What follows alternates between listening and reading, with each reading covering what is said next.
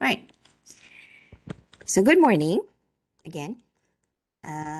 It's nice to hear all of you and see all of your names. I can't say it's nice to see all of you because I don't exactly see you. Okay, I only see the names. All right. So today's lecture is skin and its appendages.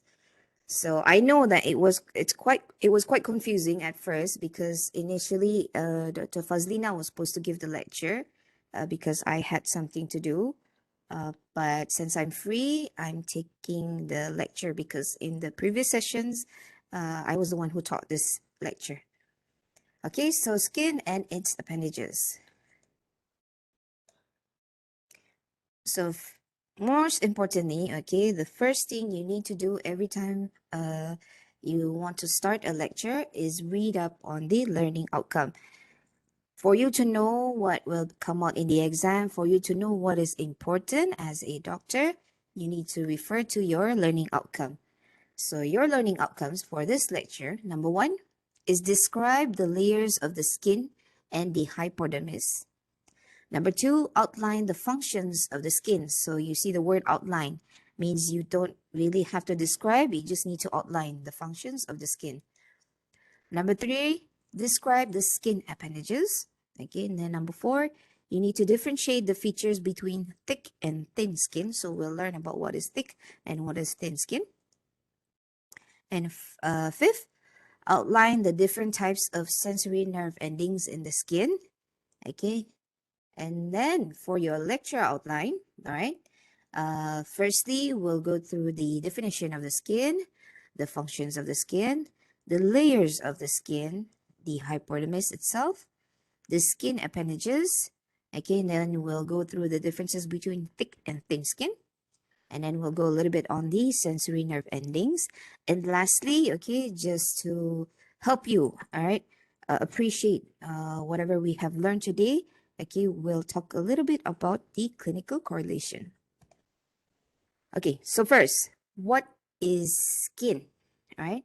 So can anyone, right, from the 120 plus students here, can any one of you tell me what is skin?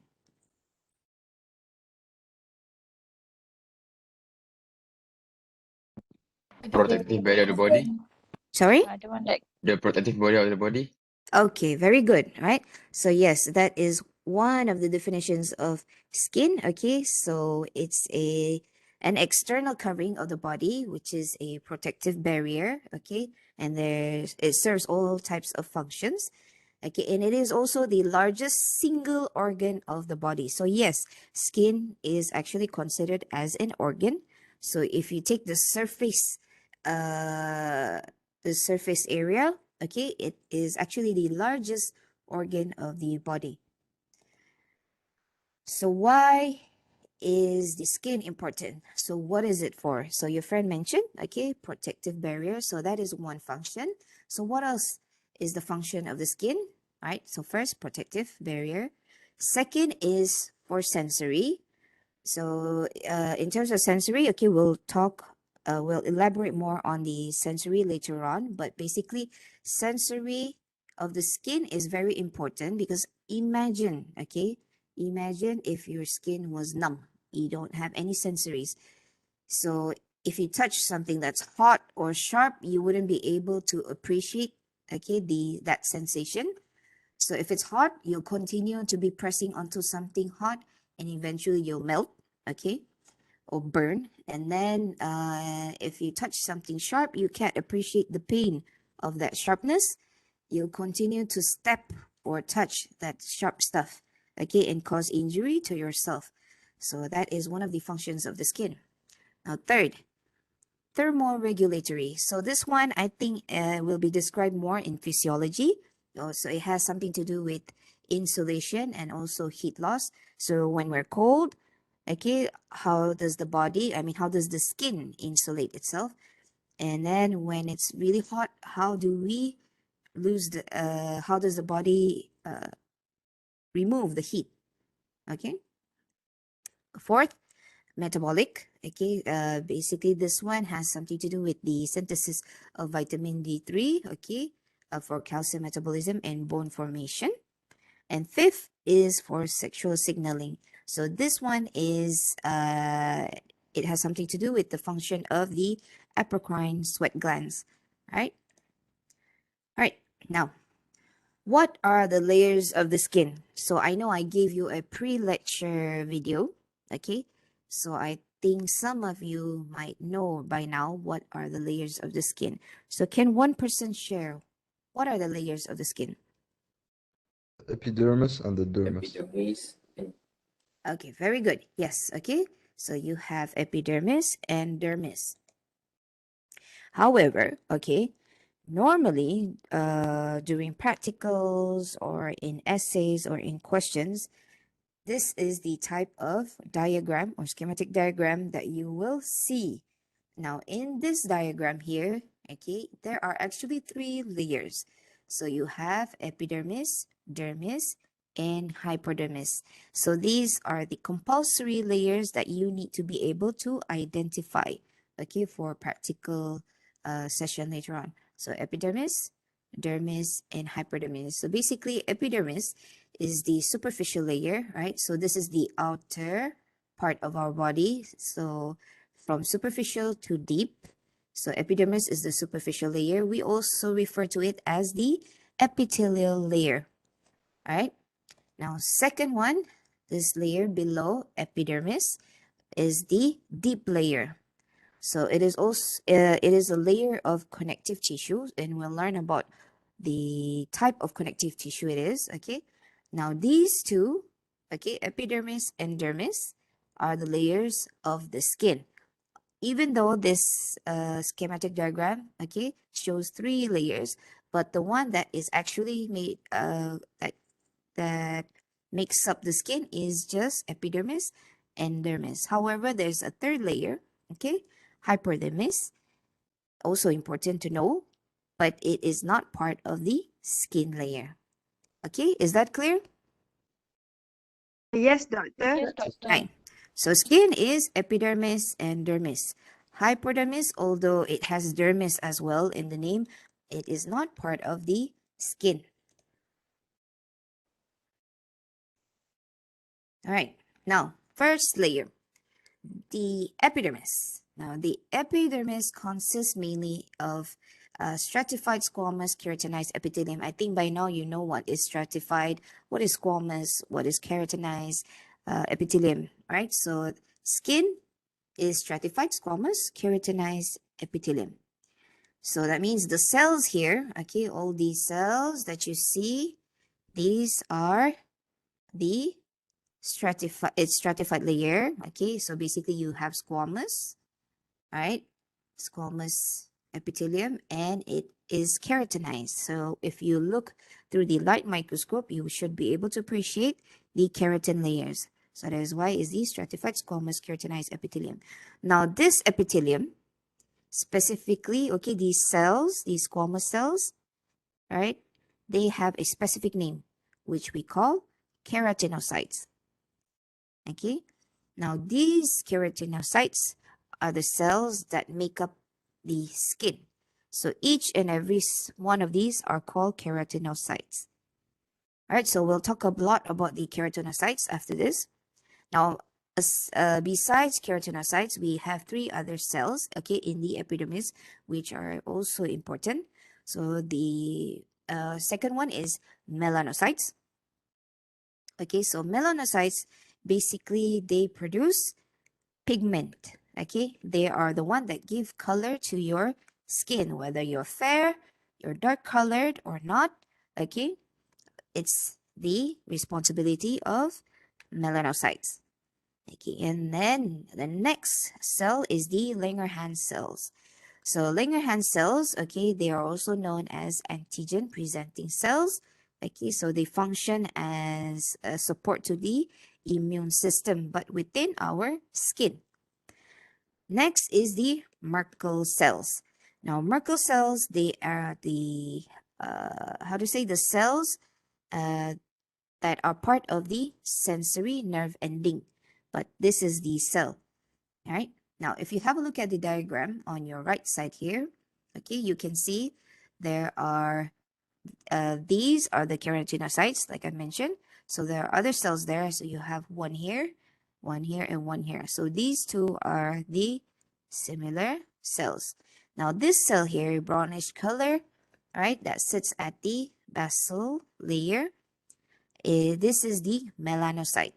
So its function is to produce melanin, and it will transfer the melanin granules, okay, to the adjacent cells. So this is what will give the color to your skin. Right now, you have Langerhans cells also. So this is the Langerhans cells. Now you can see that the Langerhans cells, they have many processes here. So these processes try to reach deep between the cells, okay, to find foreign bodies or antigens, all right, for immune function. Now, the one I mentioned, Merkel cells, is basically this one. So if you can see, okay, Merkel cells sits at the basal layer here, and underneath it, okay, at the base of it, it is connected to the nerve ending. So together they are, okay, the sensory nerve ending. So we'll come to that later on. So let's focus on keratinocytes, right? Because we have in epidermis itself, you can subdivide them into a few layers. And at each of these layers, the keratinocytes differ from each other. Right. So this is just a general intro to the keratinocytes. So keratinocytes basically synthesize keratin filaments, hence the name keratinocytes, right? It's the most abundant cell type in the epidermis, like I mentioned before. So now the epidermis, okay, it can consist of 5 layers or 4 layers. So 5 layers is basically for thick skin, and the 4 layers is for the thin skin. So we'll learn later on where do we find the thick skin, where do we find the thin skin. So for now, let's focus on the keratinocytes and talk about the 5 layers. All right, now what are the layers? So from deepest to the most superficial, all right, so it means from the deepest here to the most superficial. So we'll go to each layer. So the first one, all right, is the stratum basale. This one here, stratum basal.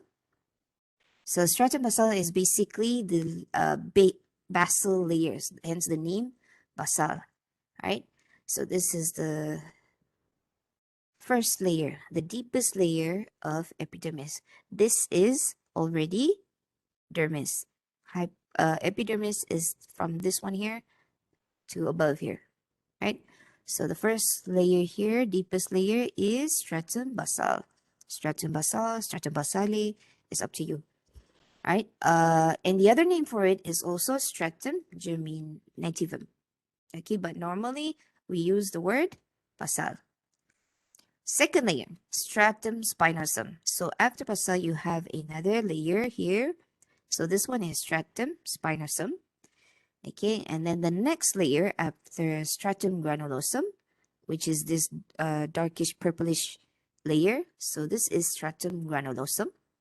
Okay, and then above stratum granulosum, you have stratum lucidum. Okay, and this stratum lucidum is the one that differentiates between thick and thin skin. So it's present in thick skin, but it's absent in thin skin. So hence it makes up the 4 layers of thin skin because stratum lucidum is absent. Okay, and then the last layer is the stratum corneum. Okay, so basically, if you look at the ratio, okay, the thickest layer is normally the stratum corneum. Right, so now we know the layers, so let's talk about keratinocytes, okay, because keratinocytes in each layer differentiates, okay, and in a way, it gives the rationale behind the name of the layers. All right, so first layer, stratum basal. Okay, now the keratinocytes at the stratum basal, they are a single layer of basophilic cuboidal cells. I hope by now you know what is basophilic. Okay, it means the color should be purplish or bluish in color. dark colored. So you call that basophilic. So there are cuboidal cells, okay, and a single layer, and they're basophilic in stain, okay, or in color. So this here is the stratum cell. All right. Now, these cells, okay, at the stratum cell are also known as basal cells, okay, and one important thing or characterization of the stratum cell is that you can see a lot of mitotic activity. Uh, can anyone share what mitotic activity means? Cell division. Yes. Differentiation. Very good. Okay, so there's a lot of cell division going on or differentiation. So basically from the basal cells, they will change into the keratinocytes. So they at this stratum cell or at this layer, the deepest layer, so you will see a lot of activity. So for example, all right, if you have a look at the photo micrograph at the right side, you can see that you see this one cell here, there's two nucleolus, so it's actually preparing, okay, to divide. Even this cell here has two nucleus. This one also has two nucleus. This one, not sure. This one most probably has two. So if you have a look at the basal cell, you can see very intense mitotic activity going on. So new keratinocytes are always produced at this layer. And as they produce layers, as they produce these cells, the keratinocytes, okay, will continue to move upwards. Okay, so the dead cells at the stratum corneum will be sloughed off, okay, which normally we call as dead skin. You know, when we shower, when you rub, you see some, okay, dry skin coming off. Okay, so basically those are the uh, dead keratinocytes that are being removed. So it will continually be replaced by new keratinocytes at this stratum basal layer. All right, now, next layer, stratum spinosum. So this is the second one. Now, the name spinosum, okay, it actually means spines. So why do we call it spines? Now, it has something to do with the keratin itself. So at this level, all right, the keratinocytes, they are they have a different shape. So initially they were cuboidal.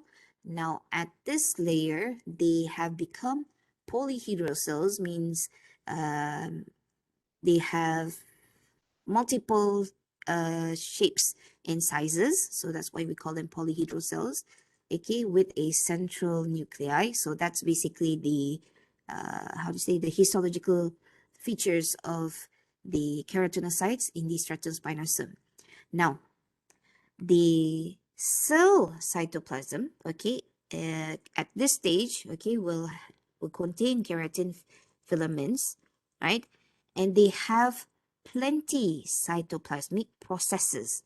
Right now, have a look at the photomicrograph on your right. Okay, so we have one at a much lower power compared to the bottom one. So have a look at the upper one, okay, on your upper right. So this one here, okay, you can appreciate the polyhedral shapes of the keratinocytes, and you can see the centrally located nuclei. Right now, if you look at the perimeter or at the boundaries between the cells, you can see there's this white gap. Now, if you focus or zoom in on this area, okay, basically what you will see, okay, is this. So you can see this is one cell and this is another cell. Now, these cells have these cytoplasmic processes, okay, that reach out to to the adjacent um, cytoplasmic processes, okay. So they interdigitate with each other, okay, these cytoplasmic processes, and okay, they will have these, what do you call this? I think you had a lecture with Dr. Ayman.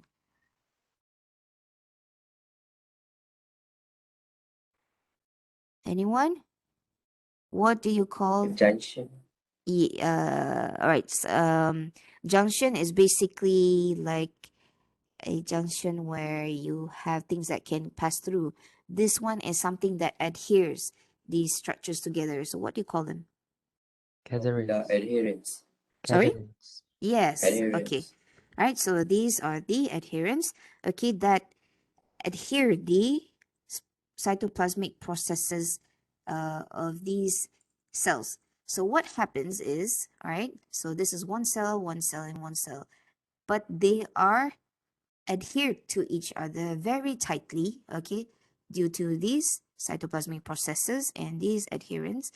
So what do you think is the function of this layer when they're closely attached to each other and they have these this complex system? Protecting layer. Sorry? Protecting layer. Sorry, can you repeat that? Sorry, can't hear you. Protecting layer. Okay, protecting barrier, protecting against what? Tension. Sorry? Tension. Tension. Okay, very good. Yes, okay, tension can be one. Besides that, what else? Allow for strong. Okay, can you repeat that? To be strong. Okay, strong. Okay, you said the word strong, right? Yeah. All right, okay. Yes, okay, it's strong. And to make the skin strong, basically, if someone stretches our skin and all those, how to say, the World Book of Records, someone attach a weight to the skin and actually just from the skin, stretching it using for pulling a weight using the skin itself. So just to show the strength of the skin itself. But another important factor is what? What To else? separate the composition of extracellular and intracellular. Okay, yes, that one also can be considered. Uh, What other Water loss. sorry? I heard someone say loss. Water loss. Okay, very good. All right. So one is water loss. Okay, but if you reverse, it has the other function. If it prevents water loss, means water cannot go out. So that means water cannot. Come in. Yes. So when water cannot come in, what does that mean? Our skin is Dehydrated. our skin is basically waterproof. Waterproof. Okay, so that waterproof quality comes from also from this layer. Understood? Yes, doctor. Yes. Yes, Okay. doctor. Very good. So I like this kind of discussion where we try to think. So yes, all of the answers you gave is true. Okay, I just wanted to highlight, okay, the waterproof function of our skin. So which layer exactly? All right. So it is also contributed by this one. Okay, but there's another layer that contributes to the waterproofness of our skin as well. Okay, so just to highlight, okay, the many reasons as to why, okay, this layer is important. So it's for protection, okay, basically because they're closely adhered to each other, okay, nothing can get passed through, right? And then second is for the strength itself, okay, so because the cells are closely adhered to each other, so no matter how much you stretch on it, these cells are stuck together, okay, and also reduce the water loss and also the waterproof function. Okay, very good. All right. Next layer, stratum granulosum. Okay, now stratum granulosum, okay, it consists of 3 to 5 layers of granular cells. Right, now these granular cells, okay, they have two types of granules. You have one is the keratohyalin granules, okay, which gives the basophilic granules, and another one is the lamellar granules. So it's good enough that you know this, okay? Just know that there's these granular cells have two types. One is keratohyalin granules, one is the lamellar granules. Okay, if you want to find out more, you can do so. But for your level, it's good enough to know that these two types exist. All right, now the cells, okay, at this layer, okay, so this basophilic layer, okay, if you can see, each layer differentiates. So you have this cell here, okay, where you can see intense mitotic means there's normally um, two nuclei in them. So this one, you can see there's three, right? So this is the basal layer. And then you have stratum spinosum because between the cells, you can see like that white outline where you have the cytoplasmic processes. And then a darker layer. So the darker layer is the stratum granulosum. So it's contributed, the dark color is contributed by the basophilic granules. Okay, now these cells, okay, as they move on to the above layers, they undergo changes. Okay, so in other words, right, this is the fully matured keratinocytes. And then as they go on above to the above layers, the cell change and actually die. Okay, so it's like the death changes of the keratinocytes. So what are the changes? Okay, so there's increased amount of keratin filaments, breakdown of organelles and nucleus, and thickening of the plasma membrane. All right. So after the stratum granulosum, okay, the keratinocytes go through the changes that we mentioned just now and move on to stratum lucidum. But stratum lucidum is only present in thick skin. So in thin skin, the keratinocytes will skip this layer and immediately form the stratum corneum. Okay, now the reason for the name lucidum, okay, lucidum actually means translucent, means the layer is translucent, okay, or in Malay you say jernih, right? So you can't, through my light microscope, it should be a much lighter color compared to the other areas. For example, look at this photomicrograph. Okay, you can see these are basophilic staining.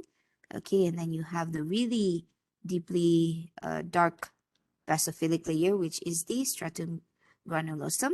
And then you suddenly have this area where there's pale staining. So pale staining is basically because this layer doesn't pick up any stain. So this is the stratum lucidum. It's a very thin layer. And then above it, okay, the cells start to pick up late colors again. So these are basically made of flattened keratinocytes, okay, and these keratinocytes have no organelles and nuclei, so they are dead keratinocytes, okay. Right. So after the stratum lucidum, okay, so from the fully mature keratinocytes or fully differentiated, so these cells start to die. When they die, they begin at the stratum lucidum in thick skin, okay, so they're basically flat keratinocytes, no no organelles, no nuclei, okay, and then they move up to the stratum corneum. So what happens, okay, is that the cytoplasm, okay, is filled, okay, with keratin filaments. So more keratin filaments, and then it starts to have thick plasma membrane. So again, no nucleus, no cytoplasmic organelles, okay, and these are dead keratin from the stratum lucidum layer, okay. Now these cells will continuously move upwards. Now, at the outermost layer, these dead keratinocytes will be sloughed off, okay? When we take bath or when we use, what do you call that? A scrub, okay, on our skin. So basically, these dead skins or dead keratinocytes will be sloughed off. All right. Okay. Oh, sorry. So so one of the waterproof characteristic of our skin is also contributed by the keratin filaments as well. Okay, or this thick stratum corneum. All right. Now, next cell. So we talked about the keratinocytes, okay, how the keratinocytes in each layer differ from each other. Okay, they change as they reach the superficial most layer, which is the stratum corneum. All right, so hopefully you're clear about the changes. So now let's talk about the second cell in the epidermis, which is the melanocytes. Now, melanocytes, where can you find them? Basically, you can find them in the stratum basal, okay, or in the hair bulb of hair follicles. So, can you tell me why are these cells, or what's the importance of these melanocytes being in the hair bulb of the hair follicles? Color, To maybe. make that color of the Color hair. of the hair. Yes. Protect from sunlight. You can see the color. Okay. Very good. All right. So yes, of course, melanin, it protects from sunlight. So yes, our scalp needs protection as well from UV. Okay, but the main function, okay, of melanocytes also is to give color to our hair. So that is why some of us have black, really black hair. Some of us have dark brown, or maybe even lighter colors, or even blonde. Okay, so basically is that is the melanin, or I mean the melanocytes responsibility. So that is why normally when we have light skin, means our melanocytes are producing less melanin.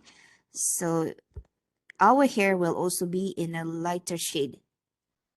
Okay, so if we have darker skin, means our melanocytes are actively producing melanin.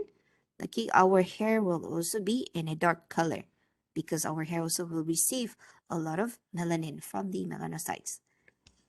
All right, so melanocytes produce melanin pigments, okay, and they transfer these melanin into the keratinocytes or the hair, okay, via their long processes. So again, have a look at this diagram.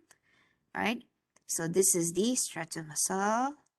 So this brown color here, this brown colored cell, you can see it has long processes. So it's from via these long processes, the melanocyte transfers melanin. Okay, and in true photomicrograph, you can see these cells, okay, that are touched by the melanocytes.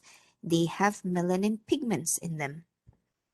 Okay, so melanin, what is the function of melanin? Basically, to protect the cells or hair from UV radiation of the sun.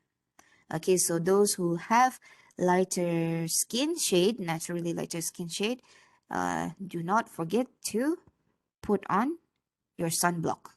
Okay, your SPF protectors. For those who have dark skin as well, it's better being safe. So also put on sunblock. Okay. All right. Next cell. The next one is Langerhans cell. All right, now Langerhans cell, you can find them in the stratum spinosum. Okay, so the area where we can see the cells, okay, having cytoplasmic processes which interdigitate with each other. Okay, so you also have the Langerhans cells. Okay, just like the function of stratum spinosum, where your friend mentioned protective, the protective function of stratum spinosum. So it is boosted, or an extra bonus quality to it is the Langerhans cells. So Langerhans cells, okay, they are antigen presenting cells, so they're part of the immune system. Okay, so what happens is that um, the phagocytose antigens, which are detected in this layer or in the skin, basically.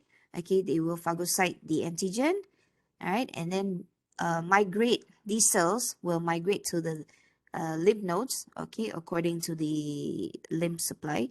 Okay, when they migrate to the lymph nodes over there, okay, these cells will present the antigens to the lymphocytes, okay, and the lymphocytes will do their work, their functions, right?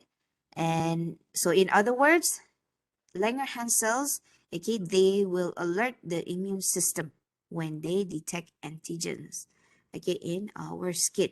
For example, if you have an injury, okay, at the surface of the skin, okay, if it's deep enough, okay, that penetrates the epidermis, okay, down to this layer here.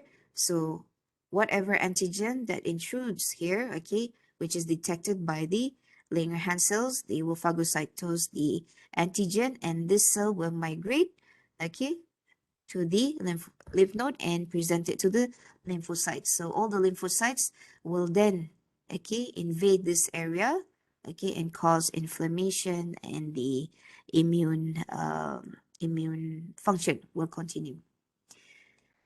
All right, now, Doctor, yep, I have question for the yes, Langerhans cell. mm-hmm, Because it is between the cells, right?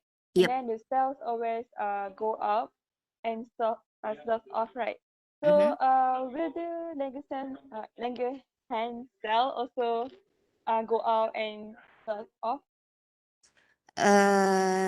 It's how to say, want to say, I won't say that it's impossible, okay, but it's possible that these cells also will die, okay, but they have their own way of apoptosis. But normally, okay, these cells will remain in this area, okay, and serve its function. And when the time comes, when their time comes, that they have this process called cell death or apoptosis, which you will learn in your which I think your immunology GMT. Okay, so you will learn that later on, but it does not follow these cells moving upwards and slough off. So the slough off one is basically just for the keratinocytes, and these Langerhans cells, the melanocytes and the Merkel cells will normally just remain in this area. I understand. Thank you, doctor. All right. Okay, so the last cell, Merkel cells. Now, the location of it is stratum basal. Okay, so aside from the keratinocytes, okay, or the basal cells and the melanocytes, there's another cell here at this layer, which is the Merkel cell, this blue colored one, right? So at the base of the Merkel cell, you have the nerve ending. Now, nerve ending plus Merkel cell, you have the Merkel disc or the Merkel corpuscle. Right, so this is one of the sensory receptors of the skin. Okay, and the function is basically for touch sensation. Right, so we're done with epidermis. Okay, let's continue with dermis. Right, so dermis is basically made of connective tissue. All right, so I know there's a few types of connective tissue which you have learned with Prof. Zul. Okay, so before we learn about what type of connective tissue, we first need to divide the dermis into two layers, the sublayers, where you have the papillae layer and the reticular layer. So this here, this colored, okay, zone is the epidermis. So below it, so from here up to here, okay, is the dermis. Now you can divide the dermis itself into two. If you look at the colors, okay, also look at the cells, you can see, okay, that this layer here and this layer here are different.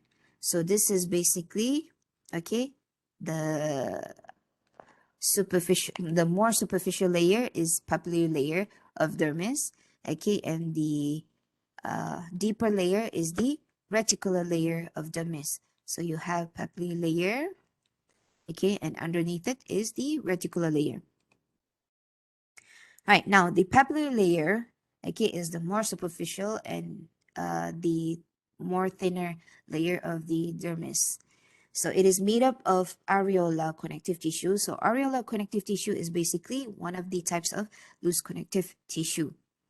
Okay, now the features, okay, the histological features that are important for you to identify is this, okay, dermal papilla.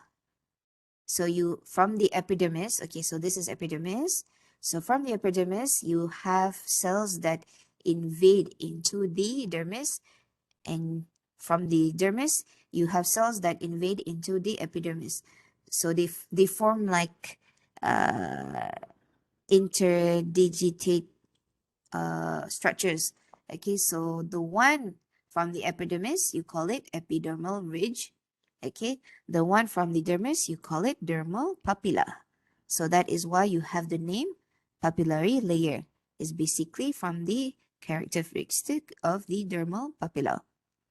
Okay, so the dermal papilla will interdigitate with the epidermal ridge, or also known in other books, rete-pegs. Okay, so the papillary layer is loose connective tissue. Now the reticular layer, okay, it lies deep to the papillary layer, and it is much thicker compared to the papillary layer. Okay, and okay, it, in light microscope, it looks different. At low power, you can tell it looks different, basically because, okay, you can see that there's a lot of pink strands, okay, and these pink strands are basically the collagen fibers. So you see all these pink strands, these are the collagen fibers, which are irregularly arranged.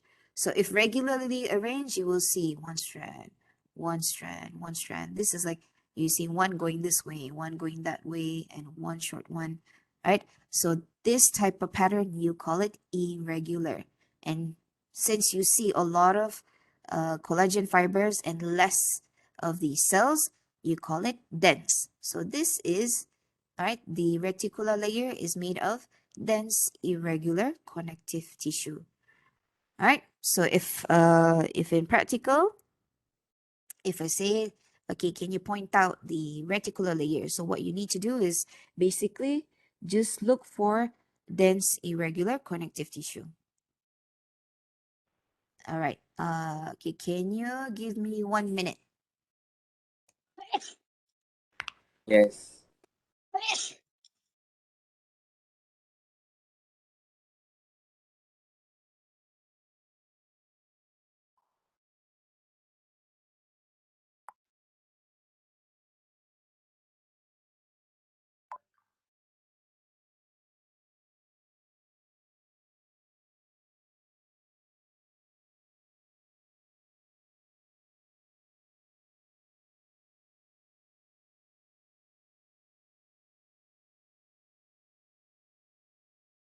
All right.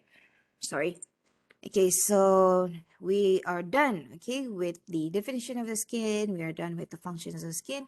We learned about the layers of the skin, which is the epidermis and all the 4 cells, okay, and we learned also about the dermis. So now let's continue with the hypodermis. So hypodermis is a very simple layer, okay, not much.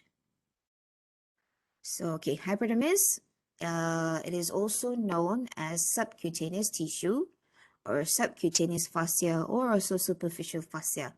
Okay, so if you see these words in your textbooks, they basically are referring to the hypodermis. So it lies beneath the dermis. That's why you have a name, hypo, under, okay, the dermis. And this layer, although it is always included in the photomicrographs of the skin, they are not part of the skin actually, but just to show the full layer, okay, of skin. So normally hypodermis will be included as well. So it is made of areolar connective tissue, okay, just like the papillary layer of the dermis, okay, areolar connective tissue. But the difference is that this areolar connective tissue contains adipose tissue. So you see this one? These are adipose tissues. So what is the function of the hypodermis? So why is it important that we learn about hypodermis? Because we know that skin, okay, this skin is closely adhered to each other, is very strong, and then you have the dermis here with all the collagen, so the tension, how to say, the strength of skin, okay, you can see the qualities based on the presence of the cells, okay, and the arrangements of the cells. So if we did not have hypodermis, right, basically our skin will be quite, I mean, it's tensile, but it's rigid. Okay, so if you look at the dorsum of your hand, okay, if you try to pinch the skin on the dorsum of your hand, okay, try to, each of you, pinch your skin, lift up your skin, you can see that the skin is quite mobile, right? Yes. Yeah, okay, all right. Okay, so it's quite mobile. So this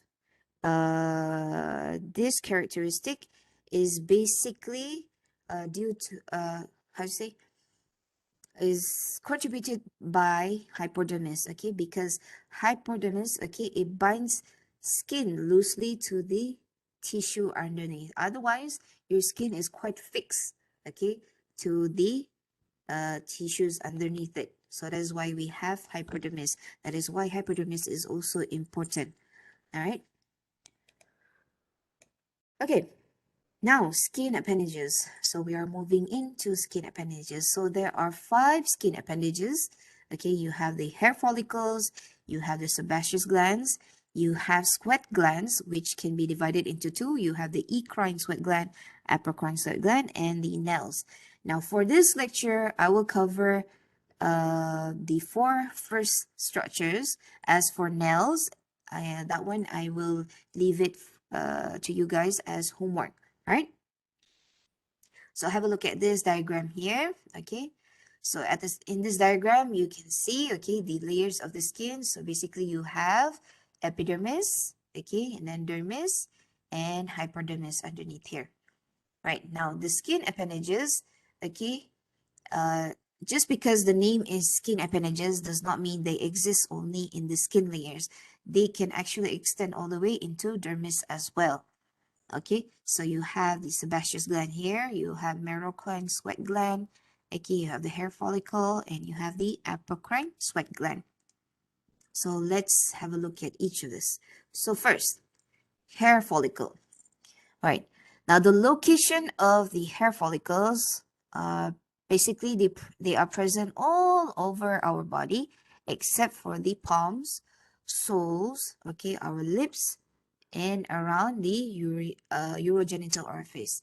Okay, so basically you can find hair follicles everywhere except for these few places. Now, hair follicles are actually tubular invagination of the epidermis. So what does it mean by this? Okay, so if you have a look, right, this is the epidermis here. Okay, now the epidermis here, okay, it invaginates, okay, into the dermis and the hypodermis layer. Okay, so these are all epidermis cells or keratinocytes. So they will invaginate, okay, into the, all the way into the hypodermis, okay, and then, all right, they will form the external root sheath, the internal root sheath, and as well as the hair, okay. So at the bottommost, this structure here, okay, you call the hair bulb. Now in the hair bulb, okay, you will have some differentiation of the invaginated cells. Now the differentiation, they will form into dermal papilla, which is the center here, and then you will have the matrix around it. So dermal papilla plus the matrix, it forms the hair bulb. So this structure here is important for hair production. If you don't have this dermal papilla and the matrix, all right, basically you won't produce hair, or if you still have some leftover basal cells, so they will reproduce. Okay, so that is why, okay, just to give you how to say, a deeper understanding of the importance of hair bulb. Okay, if you are used to pulling out a strand of hair from your scalp, okay, you will notice that sometimes when you pull out the hair at the end of the root, you won't see anything. It's basically, you know, the hair just broke off. Or sometimes when you pull a strand of hair, there is some whitish tissue stuck to the root of the hair. So that whitish tissue, okay, can be most probably part of this hair bulb. Now, when you repeatedly pull at this, at the same strand or at the same pore, I mean the hair follicle, when you repeatedly keep pulling off, okay, what happens is you will have damage, okay, to this hair bulb, and you will no longer produce hair follicles. So what happens, okay, for those who have chronic disease of pulling out hair, later on as they grow up, they will have a bald patch, okay, at the scalp of their hair. So later on when you come to your clinical years, okay, if you have a patient that comes to you saying that initially she had a very luscious hair lock, okay, very thick hair, suddenly now she notices like she has a small bald patch at a certain area. Okay, so one of the questions that you need to ask is whether previously she has been plucking out her hair. Okay, so either being plucking out black hairs or white hair. Okay, so this habit, okay, in a way contributes to damaging hair bulb. Okay, and later on when the area of the damaged hair bulb increases, okay, more bulbs have been damaged, so you will have this bald patch. Okay, understood? Yes, doctor. Okay, very good. Doctor. Okay, so we're still in hair follicle, okay, but I just want to highlight the connective tissue sheet here. Okay, so this is also part of I mean, one of the important things, okay, that you need to know about hair follicles. Okay, so this is the hair follicle. So this is the basically the invagination of the epidermis, okay, that forms the outer and inner protective layer of the hair follicle. So outside of this, okay, holding the hair follicle to in its place, you have another sheet, which is the connective tissue sheet. So connective tissue sheet is important because this is where, okay, the erector pili muscle, okay, this muscle here, okay, attaches to the hair follicle. So from the epidermis, okay, these erector pili muscles will attach to the connective tissue sheet of the hair follicles. So during insolation, okay, when we feel cold, you know the goosebumps that we feel? I mean the goosebumps that we see when we feel cold, we can see our hair follicles all, how do you say, in vertical position, okay? This movement is due to erector pili. Now, if we don't have this connective tissue sheet, erector pili muscle cannot attach, and therefore the insulation process, okay, or the goosebumps cannot be, how to say, will not occur, right? So these are the, how to say, associated associated structures of the hair follicle. All right, next. Okay, so like I've mentioned just now, erector pili. So the type of muscle it is a smooth muscle cell, okay, not skeletal. So it's smooth muscle means it is not voluntary. It's involuntary muscle type. Okay. Now, the next skin appendages, which is the sebaceous glands. So we have simple branch acinar gland. Now this sebaceous gland, okay, this one here, it is also one of the structures that is associated with hair follicles. So the other structure we talked about was erectopili. So another structure that is associated to hair follicle is sebaceous gland. So the ducts of the sebaceous gland, okay, it opens into the hair follicles, okay, and it secretes, okay, this gland, it secretes sebum, okay, which is an oily secretion, which basically lubricates, okay, the skin or the scalp and the hair as well. All right. Now, in the sebaceous gland, okay, basically because it secretes oily secretion, you will find a lot of lipid droplets, okay, in these cells.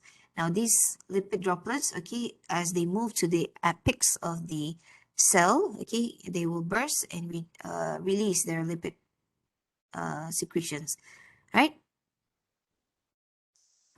So the type of secretion for sebaceous gland is basically holocrine secretion. So I hope you still remember, okay, from your lecture with Dr. Aiman, what holocrine secretion is. All right, now in a H&E, okay, section, so have a look at this diagram here on your right. So this is a photomicrograph at a high power magnification. So you can see this here at the center is the sebaceous gland. So one histological feature of sebaceous gland is that you will see, okay, the cells of the gland, okay, you can see finely reticulated cytoplasm. So finely reticulated cytoplasm is referring to, okay, this is the one cell, this is the cytoplasm. If you can see, you can see like there are these ring structures, okay, with no staining in the middle, okay, so these are basically the remnants of the lipid droplet. Okay, so during tissue processing, the lipid inside the lipid droplet is washed off, but the sac of the lipid droplet is still there. So that, okay, gives the finely reticulated cytoplasm of the cells of the sebaceous glands. So when you see this, you will know that this is the sebaceous gland. All right, next, sweat gland. So let's talk about the eccrine sweat gland. Now, eccrine sweat gland is a simple coiled tubular gland. Okay, so have a look at this diagram here. Right now, eccrine, its other name is also merocrine. Okay, so some books will refer to them as eccrine and some will refer to them as merocrine sweat gland. So this is the sweat gland. Now, this eccrine sweat gland, it is located in the entire body surface except for the lips and external genitalia. Okay, can you imagine your lips sweating?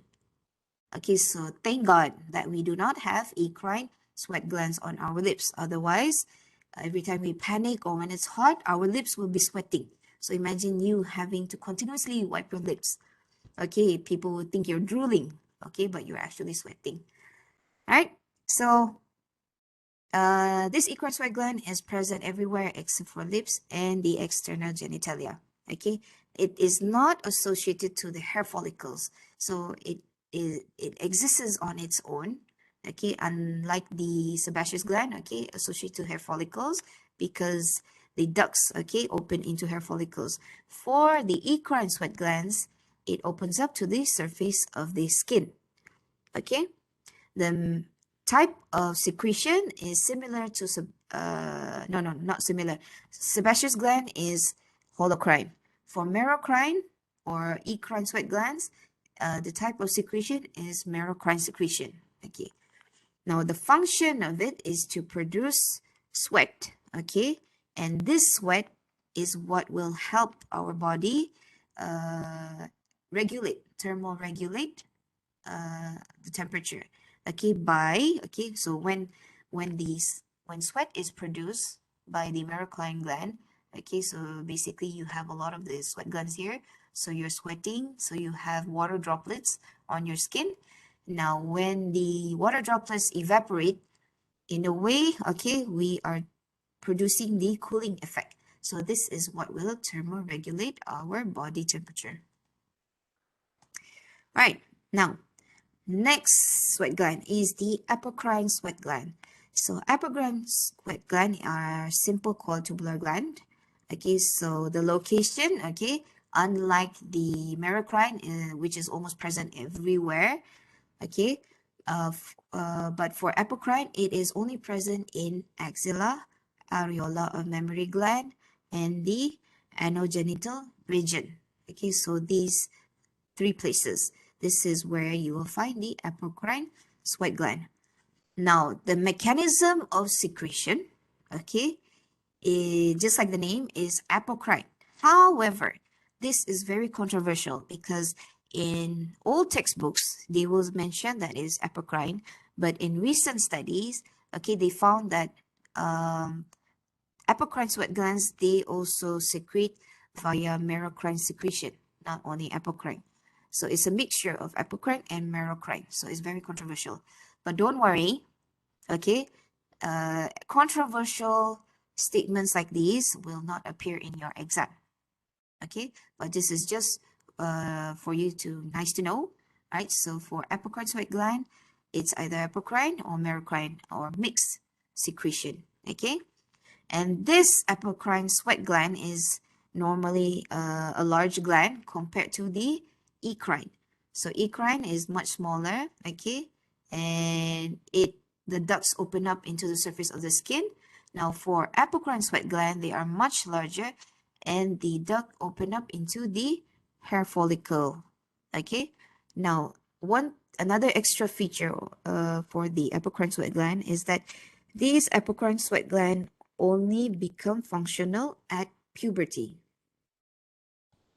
Okay, so before puberty, these apocrine sweat glands are present but are not functioning yet. All right, now, ecrine versus apocrine sweat glands. So this here is a photomicrograph at a high power magnification. So you can see there are tubules. Okay, so these are basically the lumens of the sweat gland.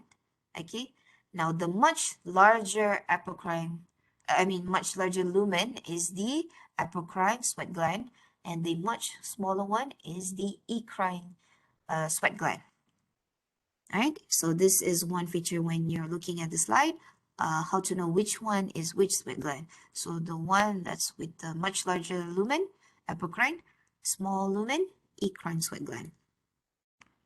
All right, so now we've learned about the skin appendages, okay, where they exist, where they don't. Okay, and we learned about the epidermis, the keratinocytes, and the cells in the epidermis. Now let's look at what is thick skin, what is thin skin, what are the differences between them. Now for thick skin, okay, where can you find thick skin? So basically you can find thick skin at the palms of your hand and the soles of your feet. So these are areas, okay, if you notice, these are areas of them that have most daily frictions. Okay, means we touch things and walk on surfaces, okay, with the at these areas. So that is why we have thick skin. So basically it is thicker because these surfaces are the surfaces that we use on a daily basis and with most friction. So palms of the hands and soles of the feet. Okay, so what are the features of thick skin? You have a thick epidermal layer, so that is why it's thick skin. Okay, and you have all 5 layers, which includes the stratum lucidum. Okay, there are no hair follicles, and their associated structure means the sebaceous gland, the what do you call that? Erectopili. So they do not exist in thick skin. Okay. For ecrine sweat gland, otherwise, it is present. So that is why, okay, when you're nervous, okay, some people who are nervous, especially when they're driving, okay, their hand and their, the palms and their soles become sweaty, okay, because these sweat glands are present in thick skin. Now, thin skin. So, thin skin, okay, can be found elsewhere on the body, okay, so palms and soles are thick skin, so everywhere else is thin skin. So what are the features of thin skin? So you have a thin epidermal layer with the stratum lucidum absent. So you only have 4 layers in thin skin. Okay, and you have the hair follicles present.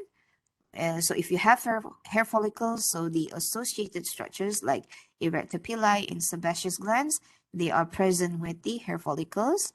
Okay, and then for the sweat glands, both apocrine and ecrine sweat glands are present. Okay, so now we're almost done. We're almost done.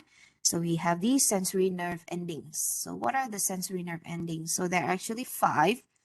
So the first one is the free nerve ending. So free nerve ending, okay, so look at this schematic diagram here. Okay, so basically free nerve ending, you have the nerve ending, okay, that reaches the epidermis. So this is the basal layer. So at the nerve ending, okay, you will have these to say these axons or and dendrites out, okay, protruding outwards into, between the cells. So whatever fine touch, heat, cold, or pain stimulus, okay, it will be detected by these free nerve endings here, okay, and will be brought to the central nervous system. Now, second one, Merkel disc, okay? So Merkel disc is the Merkel cell, okay, that we talked about, all right? So this is the epidermis. So at the basal layer, you have Merkel cell, and at the base of it, you have the nerve ending. So together, they are known as Merkel corpuscle or Merkel disc. So they respond to touch, okay? Now, free nerve ending, fine touch. Merkel disc is touch or crude touch, all right? Next is the Pacinian corpuscle. So Pacinian corpuscle, it's a very unique looking corpuscle. It looks like an onion because it has layers. Okay, so it's very unique in this way. So easily identified. Identified in the diagram. Okay, in light microscope is different. Okay, a different. It's not easy to find it in light microscope. But for schematic diagram, okay, it's much easier. When you see this onion layers, okay, you know it's Pacinian corpuscle. Okay, so this Pacinian corpuscle, it responds to pressure and vibration. Okay, and where can you find it? You can find it in the reticular layer of dermis. Okay, so it's not in epidermis, it's in the dermis layer. Next, Meissner's corpuscle. So Meissner's corpuscle, just like the Pacinian, okay, it's unique because, all right, if you have a look at the Meissner's corpuscle in this diagram here, or in any diagrams, basically it looks like a brain. And you know the cortex, right? The cortex areas. Yeah, so it looks like that. So it's like a mini brain. So when you see this type of pattern, okay, so it's the Meissner's corpuscle and it responds to touch, okay, and you can find it in the dermal papilla, okay, at the papillary layer of dermis. Oh, sorry. Okay, next. The last one, Ruffini corpuscle. So Ruffini, I always, imagine structures when I look at the receptors. So for Ruffini, it looks like a placenta. Okay, if you know what placenta is the part of where the baby in the mother's tummy, okay, it receives oxygen and nutrition through the placenta. So it looks like a placenta, with all the nerves here, again, and this flat surface. So it kind of looks like a placenta. So when you see this, okay, this is Ruffini corpuscle. And, right, just like how, it's very wide, Okay, and when you look at it wide like this, you feel like you want to stretch it. So it actually responds to skin stretch. Okay, and where can you find this Ruffini corpuscle? Basically in the reticular layer of the dermis. Okay, so now we've come to the last part of the lecture. So why do you need to learn about the skin? So basically, okay, this is related to burn cases. So there are many other examples, but the one that I want to highlight is burn cases, because here our local case, especially during festivals, okay, Chinese New Year, Hari Raya, or other occasions where we use a lot of fireworks or firecrackers, okay, it can cause a lot of burn cases. Even in explosions also occur, okay? So it's very common. Burn cases are very common. It can happen at home, work, or in the labs, okay? So for burns, okay, burn cases, you can classify them by depth, okay, which means the deeper the burn, the more severe. So the skin layers that we talked about, epidermis, dermis, and hypodermis, the deeper the layers that are burned, the more severe it will become. And the more severe it becomes, it will have different presentations to the hospital. So the three types of burns, okay, first degree burns, second degree burns, and third degree burns. So let's talk about each of these. So basically, first degree burn, okay, you have the superficial part of epidermis destroyed. Okay, so the superficial part of epidermis can be the stratum corneum, okay, the stratum lucidum, but if in thin skin, okay, you don't have stratum lucidum and most probably stratum granulosum.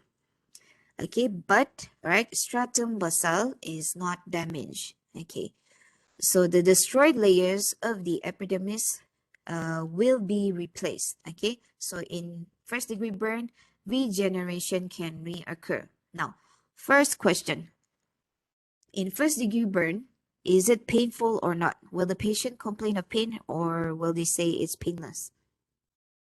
Painful. Painful. Painful. Why? Because there's teeth receptor there. Redness ending. Yes, okay, very good. Because the pain receptors are still there. They are not damaged because where is the pain receptor located? Redness At the ending. Epidermis. Yes, okay, so they're all below the stratum basal layer. So that is why it will still be painful.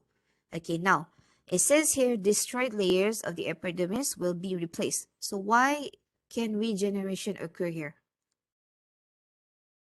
Because Charles Basel is not damaged. Charles Basal They is not can damaged. Mitotic Very division. good. Okay, so now you're understanding, all right? So because the stratum basal is preserved, means the basal cells, which have intense mitotic activity that we talked about, okay, so these cells are still alive, so they will continue, okay, to divide and replace the destroyed layers. So in first degree burns, it's not so severe. It's painful, but it's not severe. Means regeneration still can occur. The patient will heal eventually.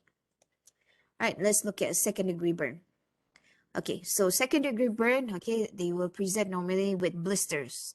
Okay, you will see redness and blisters.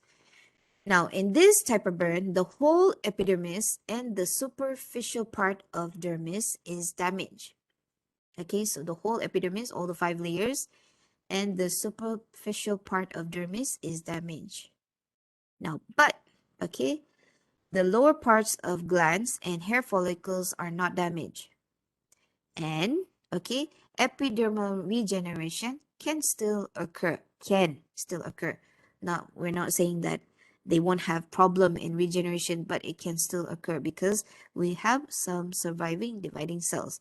All right, so now, first question, is it painful or not? Yes. Yes. Why? Because the nerve endings are exposed. Okay, very good. All right. So that you got the answer there, right? Now, my second question. Okay, so it mentioned here whole epidermis means the stratum basal also is not there anymore. Okay, and then you have the superficial part of dermis as well is damaged. Okay, but only the lower parts of glands and hair follicles are not damaged. So epidermal regeneration occurs where? If stratum basal is not there, where does it occur? The follicle. Okay, in the hair follicle specifically, why do you I mean, what's there in the hair follicle? Because there is indiginated from the epidermal, right? Yes. Okay, so basically at the lower ends of the hair follicles, you actually still have some of the upper layers which invaginated. Okay, so in these layers you will still have the stratum basal, so you will still have some, okay, basal cells, okay, which can, okay, regenerate, but it depends. If the area of the second degree burn is too huge or too big, then because these hair follicles are very tiny, okay, so it will take some time for them to regenerate. Okay, so it depends on how large the area is. So a skin graft may be needed or may not be needed. Okay, all right, third degree burn. Okay, so it destroyed the entire epidermis, dermis, as well as skin appendages. So a skin graft is needed for healing. Okay, so I think it's clear. Okay, so when all the skin appendages are destroyed, means there's no more basal cells of the from the epidermis, so no regeneration can occur. So we definitely need a skin graft. That one is clear. Okay, but my question is it painful or not? No. Um, No. Why? because all the sensory is damaged. Yes. Okay, so at this point in third degree burn, all the sensories, for the pain sensory, it is damaged. Okay, now for other sensory, it depends on how deep the burn are. Okay, so most probably the other sensories may also be affected. But the main thing here, okay, in third degree burn, okay, is very easy to identify. Number one is the way it appears. Okay, it will become pale. And number two is that the patient will say it's not painful. They will come in very relaxed. They might be scared and everything, but they will not complain of pain. Okay, so when that comes, then the prognosis is not good, means it's a third degree burn. All right.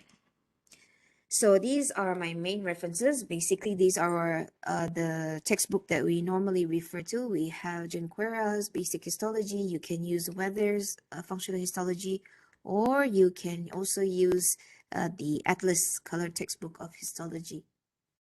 Okay, so I think that is for my lecture. Any questions? No. No questions. All right. So if you notice in my on the e-learning, okay, I gave an intra practical activity. So if you want to answer before the practical session this evening, you may do so if you want to. Okay, but I will still allocate some time during practical for you to get into groups, okay, and to answer, right? The questions. And then, okay, if you notice, there's another link that I gave, which is quiz app. Okay, so our department has been producing a quiz app for a few topics. We have hematology, we have nervous system, and a few others. Okay, so these apps are created for the students, basically you. Okay, it's just to help you practice, because I know sometimes when you're not together, when you're at your homes, your own homes, it's hard to get a study group together and to, have a sparring session. where you each question each other. We know that it's very difficult to do that. So that is why we came up with this app so that you can practice, okay, answering questions. So these are online quizzes app. So hopefully the other lecturers will promote the other apps. So for skin and appendages, the app was mainly developed by Dr. Fazlina. Okay, so you can download it. But unfortunately, okay, if I'm mistaken, this app is only currently available for Android. Okay, so the rest, okay, don't worry. We'll try to get it on iPhone as well. So, but for now, it's for Android. Okay. So I'll see you this evening at 3:30 after Prof. Zoo's session. So Prof. Zoo will be from 2:30 to 3:30. 3:30 to 4:30 will be my session. Okay? Doctor, Yep. the attendance, we have to put password. I did not tick for password. Can you I try the think even the QR code asks for password, is it? no, it's. Can I show you or? Yeah, sure. Hold on. Let me just stop sharing. Stop recording.